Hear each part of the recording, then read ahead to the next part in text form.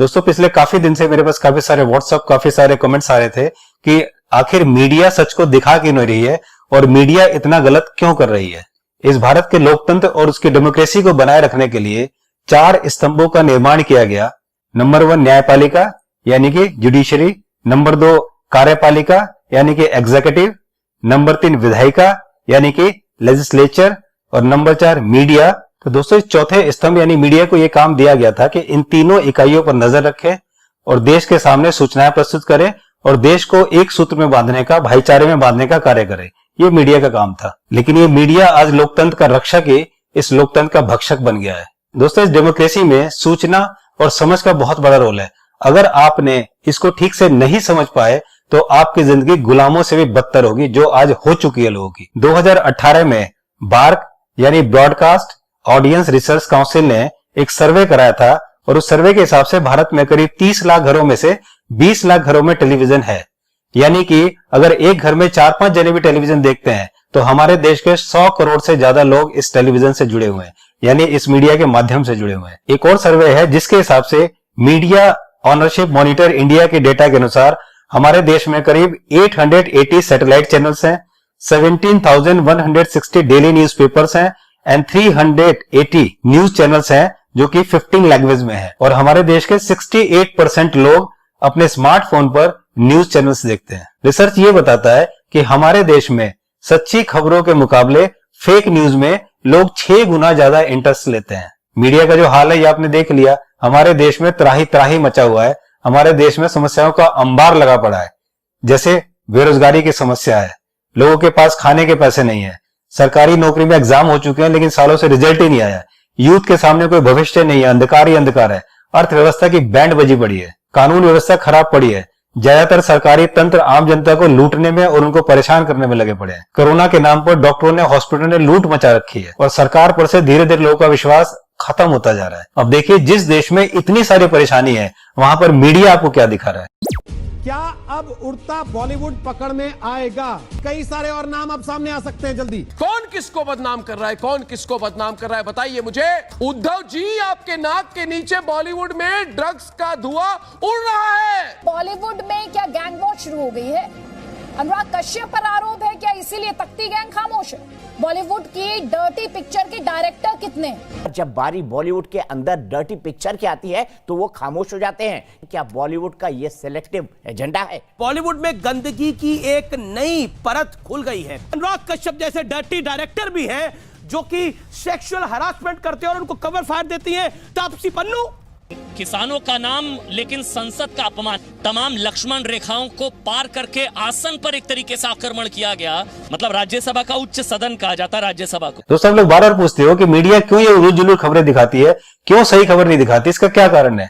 तो मैं आपको बताता हूं कि इसका कारण है आप। जी हाँ, इसका कारण है सिर्फ आप लोग। जी हाँ दोस्तों, आप दोष देते हो नेताओं को, आप दोष देते हो मीडिया को, आप दोष देते हो हॉस्पिटल डॉक्टर्स को, लेकिन सबसे बड़े दोषी आप लोग हो। अब आइए मैं आपको बताता हूं किस तरह से। दोस्तों आपने नाम सुना होगा टीआरपी का। टीआरपी का मतलब है टेलीविजन रेटिंग पॉइंट। ये वो टूल है जो ये बताता है कि कौन सा चैनल सबसे ज्यादा पसंद किया जा रहा है और सबसे ज्यादा देखा जा रहा है, किस चैनल की सबसे ज्यादा पॉपुलैरिटी है। दोस्तों टीआरपी का फायदा यह है कि टीआरपी जिसकी ज्यादा होगी वो चैनल उतना पॉपुलर होगा और उस चैनल को उतने ज्यादा एडवर्टीजमेंट मिलेंगे। तो टीआरपी बढ़ाने के 2 तरीके हैं। पहला तरीका है कि सच को दिखाओ, सरकार की गलतियों को दिखाओ और जनता को जागरूक करो। ये पहला तरीका है टीआरपी को बढ़ाने का। लेकिन अब ये मीडिया तो ऐसा कर नहीं सकता, वो सरकार से सवाल पूछ नहीं सकता। अब टीआरपी बढ़ाने का दूसरा तरीका है नफरत फैलाओ, झूठ फैलाओ, फेक खबरें बनाओ और दिखाओ। तो दोस्तों मोस्टली मीडिया यही सब करने में लगा पड़ा है। आइए मैं आपको जी टीवी के मिस्टर सुधीर चौधरी के मुंह से ये सुनवाता हूँ, सुनिए। सबसे बड़ी समस्या ये है कि जो टीवी चैनल्स के न्यूज़ रूम्स हैं, उन न्यूज़ रूम्स में जो कंटेंट सारा प्लान हो रहा है वो रेटिंग्स के आधार पर प्लान हो रहा है। जो जिन इश्यूज़ को उठाया जाता है, जिन पर्सनैलिटीज़ को लाया जाता है, जिन शहरों की खबरें दिखाई जाती हैं, सारा एक कैलकुलेशन ये करके दिखाया जाता है कि किस शहर, किस राज्य का वेटेज रेटिंग्स में ज़्यादा है तो उस राज्य, उस शहर की खबर दिखानी है। किस जॉनर का वेटेज ज़्यादा है, मान लीजिए अगर ये पता चले कि क्राइम का वेटेज ज़्यादा है तो क्राइम की खबरें ज़्यादा आने लगेंगी। ये पता चले कि पॉलिटिक्स का वेटेज ज़्यादा है तो पॉलिटिक्स की खबरें आने लगेंगी। यानी जो कुल मिलाकर जो कंटेंट प्लान हो रहा है वो इस कैलकुलेशन के साथ प्लान हो रहा है, इस गणित के साथ प्लान हो रहा है कि ये कंटेंट दिखाने के बाद हमें क्या रेटिंग मिलेगी। तो कहीं ना कहीं एक डिसऑनेस्टी है। डिसऑनेस्टी ये है कि हम जो जर्नलिज्म कर रहे हैं या हम जो कंटेंट बना रहे हैं वो लोगों के लिए नहीं बना रहे, हम अपने बिजनेस मॉडल के लिए उस कंटेंट को बना रहे हैं। और अगर हमें ज़्यादा रेटिंग मिलेगी तो हमें ज़्यादा विज्ञापन मिलेंगे, तो हमें ज़्यादा पैसा मिलेगा। पूरा जो आइडिया है, जो इकोसिस्टम है न्यूज़ चैनल का, वो ये है। तो इस इकोसिस्टम में ही कहीं ना कहीं बेईमानी छुपी हुई है। इसीलिए बहुत सारे जो लोग हैं वो न्यूज़ चैनल के साथ अपने आप को कनेक्ट करके नहीं देखते। उनको ये लगता है कि आज भी जो खबर हम देखना चाहते हैं वो न्यूज़ चैनल्स नहीं दिखा रहे हैं, और ये एक बहुत बड़ा कारण है कि सारे न्यूज़ चैनल आपको एक जैसे दिखते हैं। इसका मतलब ये है कि अगर ये आपको सच दिखाते हैं तो सच आपको पसंद नहीं आता। दोस्तों, आज रिपब्लिक भारत, रिया, सुशांत, इनके केस दिखा दिखा के आज वो नंबर 1 पे पहुंच गया। पिछले 17 साल से जो आज तक नंबर 1 था उसको उसने पीछे छोड़ दिया। और रिपब्लिक भारत की जो नेटवर्थ है वो 1200 करोड़ है। इसका मतलब अर्नब गोस्वामी उसका 1% का मालिक है। इसका मतलब अर्नब गोस्वामी 1000 करोड़ का मालिक है। अर्नब गोस्वामी ने कुछ महीनों से चिल्ला चिल्लाकर देखिए कितना बड़ा साम्राज्य इकट्ठा कर लिया। चिल्ला चिल्लाकर वो नंबर 1 पे आ गया। रिया चक्रवर्ती के व्हाट्सएप कन्वर्सेशन मेरे पास है। अरे रिया चक्रवर्ती कहती है मुझे ट्रक दो, मुझे। अरे चुप, 1 मिनट मेरी बात सुनो। रिया चक्रवर्ती।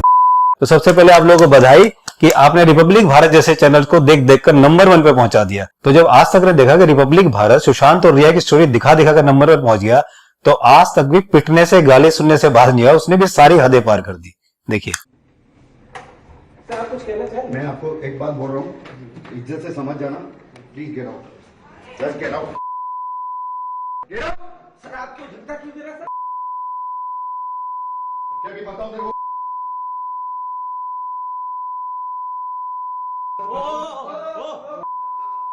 गाली सुन रहे हैं, पिट रहे हैं, लेकिन भाई साहब, माय गॉड। दोस्तों, मैं आपको डेटा दिखाता हूं।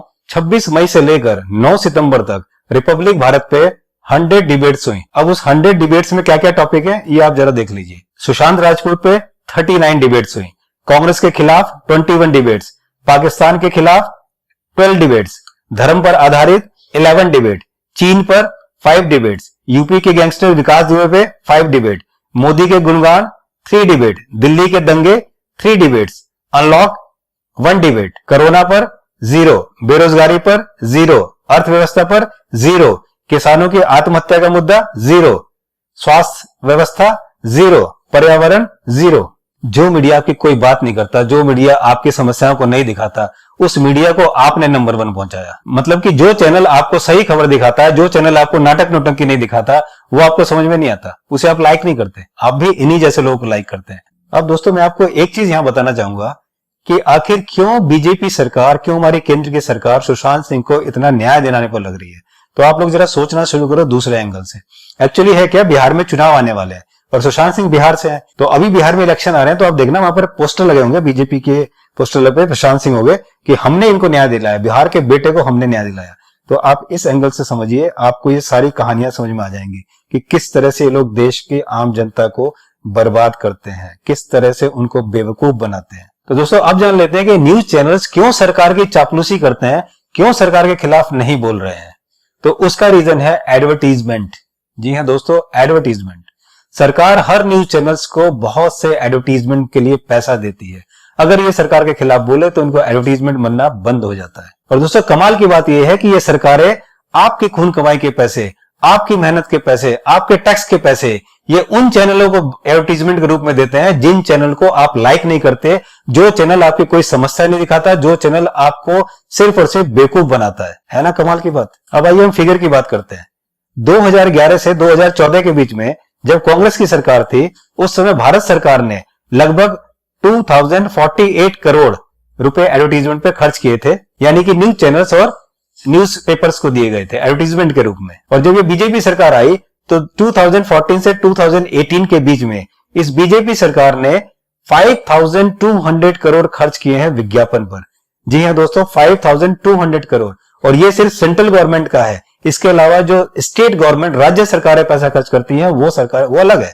और ये सब आपके टैक्स का पैसा ही है, ये सब आपकी मेहनत का ही पैसा है और ये सारा पैसा सरकारों के हाथ में होता है, जिसको चाहे उसको देती हैं। तो अगर ये चैनल्स, अगर ये न्यूज़पेपर सरकार के खिलाफ छापेंगे, उनके खिलाफ जाएंगे, तो वो एडवर्टीजमेंट को बंद कर देती हैं, उनको नहीं देती हैं। दोस्तों, द हिंदू न्यूज़पेपर ने जब बीजेपी सरकार में हुए राफेल घोटाले को दिखाया था, तो सरकार ने उसका विज्ञापन बंद कर दिया। यानी कि जो सच दिखाएगा उसका विज्ञापन ये लोग बंद कर देते हैं। और यही कारण है कि अक्सर न्यूज चैनल सरकार के फेवर में बात करते हैं और उनके खिलाफ नहीं जाते। हालांकि ये एक सरकारें नहीं करती, ये सारी सरकारें करती हैं। मतलब हमारा ही पैसा और हमारे ही खिलाफ इस्तेमाल होता है ना कमाल की बात। अब बात यह है कि जो ये आम जनता है, जो आप लोग हो, जो सरकार बनाते हो, तो सरकार आप लोगों से डरती क्यों नहीं? कि ये लोग जो सरकार बनाते हैं ये गिरा भी तो सकते हैं कि आपसे क्यों नहीं डरती? तो दोस्तों, उसका जवाब ये है कि सरकारों को बहुत अच्छी तरह पता है कि आम जनता की औकात क्या है। उनको अच्छी तरह पता है कि इनको सेट कैसे किया जाता है। तो दोस्तों, इन पॉलिटिकल पार्टी के पास बहुत सारे मुद्दे हैं आम जनता को तितर बितर करने का, अलग करने का, जैसे मंदिर, जैसे मस्जिद, जैसे हिंदुत्व, जैसे अमीर गरीब, पाकिस्तान, ब्राह्मण, बस इतना करना है, बाकी तो सब अलग हो ही जाते हैं फिर। अब दोस्तों, मैं आपको बताता हूं कि इस मीडिया को सीधा करने का सोल्यूशन क्या है। बिना सोल्यूशन के तो मैं बात करता नहीं, तो मैं आपको सोल्यूशन बताता हूं। आपको यह समझना है कि इनकी वैल्यू कब बढ़ती है। इनकी वैल्यू तब बढ़ती है जब आप इन्हें नंबर 1 पहुंचाते हैं। तो अगर आपने इन चैनल्स को देखना बंद कर दिया, अगर आपने इन चैनल्स को अपने सेटअप बॉक्स में से निकलवा दिए, तो इनकी औकात वहीं समझ में आ जाएगी। तो अगर आप में इतनी हिम्मत है तो आप ये कर सकते हैं और इनकी औकात इन्हें दिखा सकते हैं। और अगर आपने ऐसा कर दिया तो फिर ये वो दिखाएंगे जो आप चाहोगे। कर सकते हैं इतना?